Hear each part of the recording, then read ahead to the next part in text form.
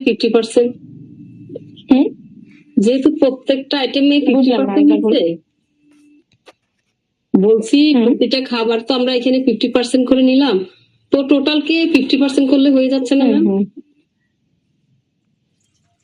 টোটালকে 50% করলে আপনাকে তো ইন্ডিভিজুয়ালি নিউট্রিটিভ ভ্যালু গুলো বের করতে হবে, মানে আপনি তো টোটালের নিউট্রিটিভ ভ্যালু বের করতে পারবেন। আপনাকে আলু, পটল, বেগুন, উচ্ছে, ঝিঙে এগুলোর আলাদা নিউট্রিটিভ ভ্যালু বের করতে হবে, Yes, ma'am. সেই জন্য আলাদা করে 50% আমরা লিখলাম।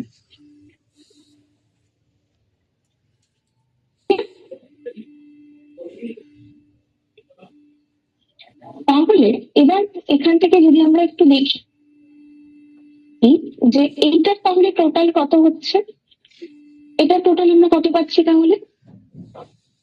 এখন 55। রান্না করার সময় কতটা নিয়েছিল? 155। আর এখানে আমরা রান্না করার সময় কতটা নিয়েছিলাম? 200। তাহলে বাকি জিনিসটা আমরা ওর কুকড ওয়েটে ক্যালকুলেট করে দিতে পারছি, ঠিক আছে? মানে বাকি জিনিসটাকে আমরা ভেবে নেবো বাকি 45 গ্রামস আমরা ধরে নিচ্ছি কুকিং এর পরে তার ওয়েট ইনক্রিজ হয়েছে because of the water consumption. Okay, clear?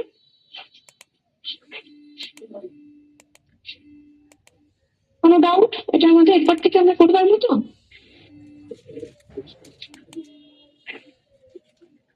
ওকে, তাহলে এবার নেক্সট আমাদের কাজ কি থাকবে দেখবেন, এটা আমি অন করে দেবো।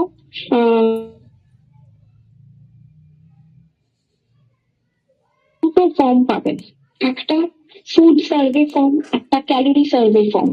ওকে, ক্যালোরি সার্ভে ফর্ম সেখানে 4টে ফিল আপ করতে হবে। ফুড সার্ভে ফর্ম যেটা রয়েছে that is basically diet survey form, সেই ডায়েট সার্ভেতে 30টা করতে হবে। ডায়েট সার্ভে 30 জনের ওপরে আপনাদেরকে সার্ভে করতে হবে এবং তাদের ফুড প্যাটার্ন, তাদের যে লাইফস্টাইল সেগুলোকে আপনাকে নোট করতে হবে। কোনো আলাদা করে নিজেদের থেকে কিছু করার প্রয়োজনীয়তা নেই, ওখানে সমস্ত প্রশ্ন দেওয়া রয়েছে, যেমন যেমন প্রশ্ন দেওয়া রয়েছে সেইভাবে আপনারা প্রশ্ন করবেন সাবজেক্টকে এবং তারা যে আনসারটা দেবে সেটা আপনারা শুধু নোট করবেন বা ওই ফর্মটার মধ্যে আপনারা ফিল আপ করে সাবমিট করে দেবেন।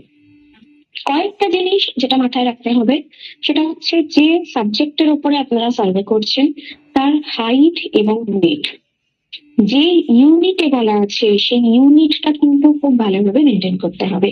হাইট সেন্টিমিটারেই লিখবেন, তার কেউ বললো আমার 5 ফুট, আপনি 5 ফুট লিখে দিলেন হবে না, 5 ফুটকে সেন্টিমিটারে কনভার্ট করে তবেই লিখবেন। ওয়েটেও তাই, কেজিটাই লিখবেন। যখন আপনি আপনার হাইট এবং ওয়েটকে প্রপারলি বসাবেন দেখবেন অটোমেটিক্যালি বিএমআই ক্যালকুলেট হয়ে গেল এবং সেখান থেকে আপনি বুঝে যাবেন তার স্টেটাসটা কি, ওভারওয়েট, নর্মাল, আন্ডারওয়েট কি রয়েছে। এটা আপনার নিজেদের সুবিধার জন্য। আপনি যে প্রশ্ন করবেন সেই প্রশ্নের মধ্যেও দেখতে পারবেন অনেক প্রশ্ন রয়েছে যে তার কোনো ডিজিজ রয়েছে কিনা, তার আগে কোনো সার্জারি হয়েছিল কিনা, সে কোনো ওষুধ খায় কিনা, তার খাবারের ধরন কেমন, এই সমস্ত রিলেটেড প্রশ্ন আপনি সেখানে পাবেন এবং সেই ধরনের প্রশ্নগুলি আপনাকে তাকে করতে হবে।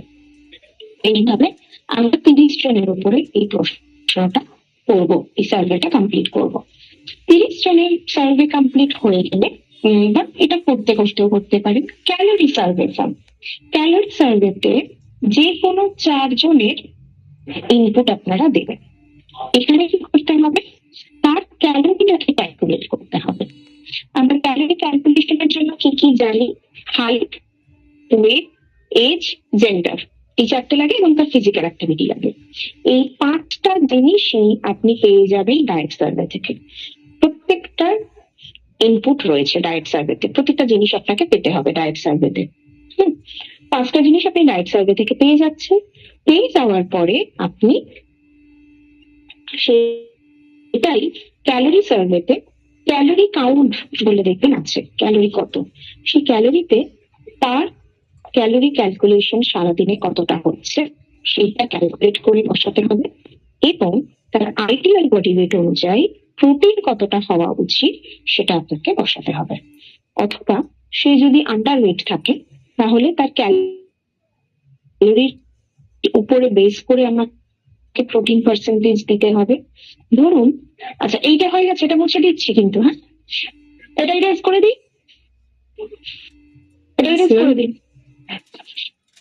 ধরুন তার ক্যালোরি এসেছে 2000 কিলো ক্যালোরি, কিন্তু সে রয়েছে আন্ডারওয়েট।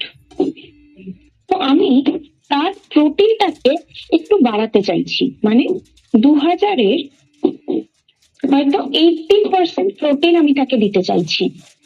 ঠিক আছে, তাহলে সে সারাদিনে কতটা পরিমাণে ক্যালোরি নিতে পারে, মানে প্রোটিন থেকে কতটা ক্যালোরি সে নিচ্ছে?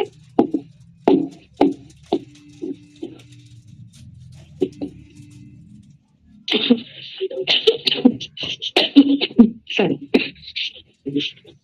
মোটা করতে হবে 90 গ্রামস।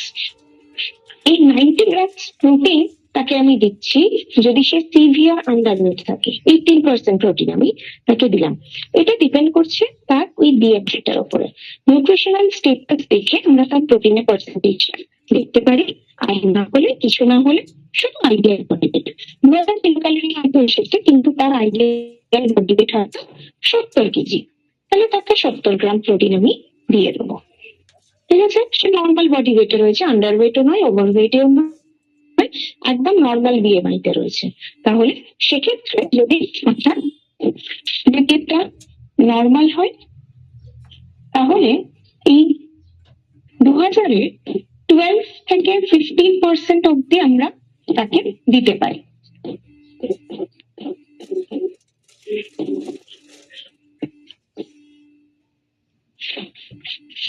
ঠিক আছে, 12 to 15% প্রোটিন আমরা দিতে পারছি যদি কেউ নর্মাল বডি ওয়েটে থাকে। বোঝা গেল?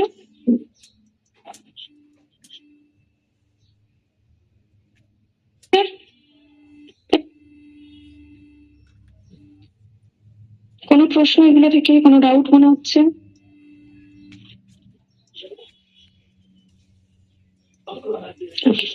গুড। তাহলে এই গেল মোটামুটি ভাবে আমাদের মেইন যে সার্ভে দিকটা। এবার এটার উপরে বেস করেই কিন্তু আলটিমেটলি আমরা এর পরবর্তীকালে যা যা প্র্যাকটিস করব, কাউকে কিছু গাইড করব, যাই করে থাকি না কেন, সবটাই কিন্তু আমাদের এটার উপরে বেস করেই হবে। আমরা এই 3 দিনে যেটা শিখলাম, এই 3 দিনের উপরে বেস করে আমাদেরকে অ্যাপ্লাই করতে হবে। এর আগে যেগুলো শিখেছি সেটা আমাদের নলেজ এর জন্য, এবার ওই নলেজটাকে কাজে লাগিয়ে এই যে জিনিসগুলো শিখলাম এগুলোকে অ্যাপ্লিকেশন আমাদেরকে করতে হবে। ওকে ম্যাম, এই যে ক্লিয়ার? এখন এই যে 2000 আচ্ছা, কিলো। আপনাদেরকে ডিজিটাল মার্কেটিং এর ইনফরমেশনটা দিয়ে দিই। হ্যালো জাস্ট ম্যাম, আ সেকেন্ড, ডিজিটাল মার্কেটিং এর ইনফরমেশন দিয়ে দিই আপনাদের। নেক্সট উইক থেকে আপনাদের ডিজিটাল মার্কেটিং এর ক্লাস থাকবে। 23 তারিখ থেকে 27 তারিখ। এক মিনিট, তাও আমি ডেটটা কনফার্ম বলে দিচ্ছি।